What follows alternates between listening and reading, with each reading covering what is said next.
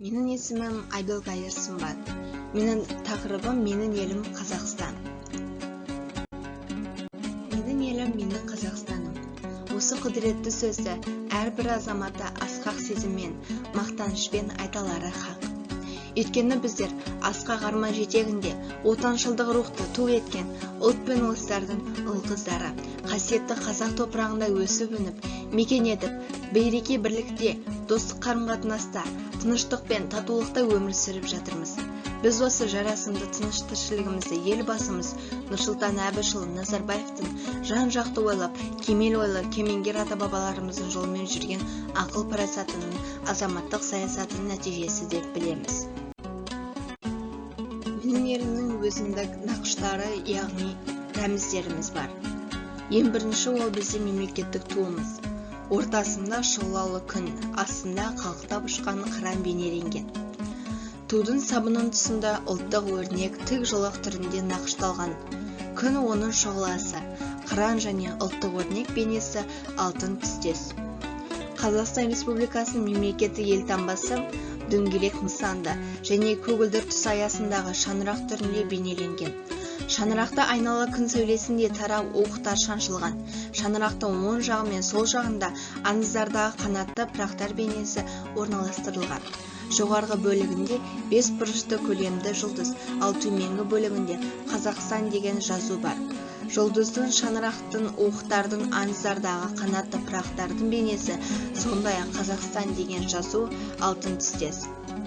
Бұрын менің Қазақстаным әні ретінде танымал болған Қазақстанның гимні президент Нұрсұлтан Әбішұлы Назарбаевтың бастамасы бойынша 2006 жылы 6 қаңтарда еліміздің парламентінде бекітілді. Бірінші рет ол 2006 жылы 11 қаңтарда мемлекет басшысының салтанатты ұлықтау рәсімінде орындалды. Әрбір адамның өз туған жері болады. Менің туған жерім Қазақстан Республикасының Алматы қаласы. Алматы мен үшін қашанда ыстық. Мен үшін басқа қалада үлде мен бүлдеге оранып, жақсы тамақ ішіп отырғаным Алматыда жай ғана отыруға жетпейді. Алматы республикамыздың сәулетті қалаларының бірі. Алматыда зор мақтанышпен айтуға тұрарлықтай әлемге әйгілі медеу мұз айдыны, Шымбұлақ шатқалы, Тәуелсіздік монументі, Көктөбе және тағы да басқа орында жетерлік. Менің қаламда тарихи жәдігерлер сақталған орталық музей мен Әбілхан Қастеев атындағы өнер музейі орналасқан. Сондықтан Алматыға алғаш келген адам керемет әсер алады. Алматыдағы әр ғимарат өзіндік ерекшеліктермен көзге түседі. Алматыға жыл сайын келетін туристер санын тіпті санау мүмкін емес. Алматы ғылым, білім және мәдениет орталығы. Қалада көптеген жоғарғы оқу орындары мен мектептер бар. Алматыдағы білім өте жақсы. Балалар мен студенттердің білімге деген қызығушылығын тілмен айтып жеткізе де алмайсың. Қаладағы әр бала мемлекетіне, қаласына өз үлесін қосу үшін талмай еңбектенеді. Алматы еліміздің ғылыми, мәдени, тарихи, қаржылық және өндірістік орталығы. Мен өз қаламды қатты жақсы көремін және қалама жатсам да тұрсам да өз үлесімді қосуға тырысатын боламын. Бұл бізде Алматының көрікті орындары. Тұңғыш президент саябағы, медеу мұз айдыны, Көктөбе және Қайынды көлі. Тұңғыш президент саябағы, яғни Дендро саябақ. Бұл Алматы қаласының бірегей табиғи көрінісін және 21 ғасырдың ғылыми жетістіктерін біріктіру мақсатында құрылған саябақтың бірі. Медеу мұз айдыны. Медеу жасанды мұз айдыны бар ең ірі спорт кешені. Алматы қаласынан 18 км жерде орналасқан кешен 1972 жылы тұрғызылған болатын. Бұл жер бүгінде демалушылар үшін жылдың 4 мезгілінде де таптырмас ғажайып орын.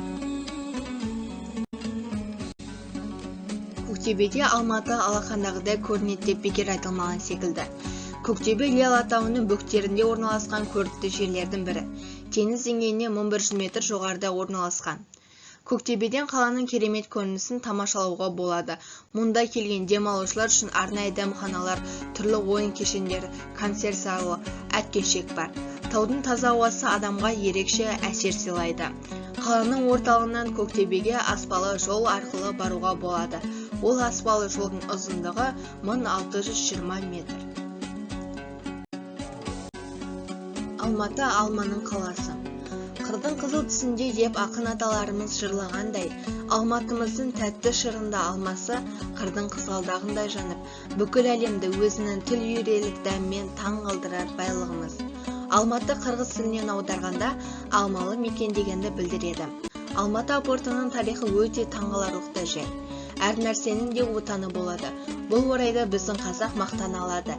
Әлем ғалымдарының айтуынша, есте жоқ замандардан бері өсіп келе жатқан алма ағашы әлемнің түкпіріне о бастан қазақ жерінен барған. Ғалымдардың тұжырымы бойынша алма біздің аймақта өсе бастағанына 50 миллион жылдан асты. Алматының апорты өте керемет жеміс. Басқа жақта дәл біздікідей өспейді. Шындығын айтқанда, оны күтіп баптаудың қиындықтары өте көп. Оның толыққанды жеміс беру үшін белгілі бір шарттары мен тәртіптері бар. Ол біріншіден биік таудың басында, белгілі бір өзіне тән биіктікте өскенде ғана нағыз апорт бола алады.